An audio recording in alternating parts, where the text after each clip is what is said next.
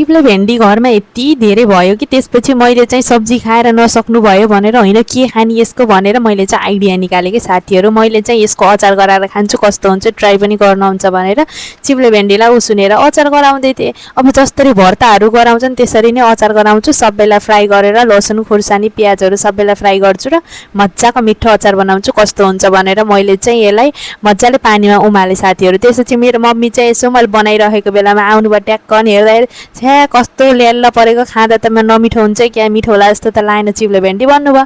अनि त्यसपछि खोइ कस्तो हुन्छ ट्राई गरौँ न कस्तो हुन्छ भनेर बनाइहालियो साथीहरू। त्यसपछि त बनाएर खाएको त यति त मिठो हुने हुन्छ नि ठ्याक्कै गाभा खाए जस्तो हुने हैछ। यस्तो मिठो चिप्लो चिप्लो साह्रै मिठो हुने हैछ। देख्दा त क्याच्च परेको घिन लागे जस्तो हुने तर खाँदा चाहिँ मुखमा चाहिँ स्वादिलो एकदमै मिठो लाग्यो मलाई। हजुरहरू पनि यसरी ट्राई गर्नु होला है। धेरै भएको चिप्ले भेन्डी किन फाल्ने हो र भनेर यसरी बनाएर खाएको त साह्रै मिठो लाग्यो मलाई त। अब पनि फेरि ट्राई गर्छु।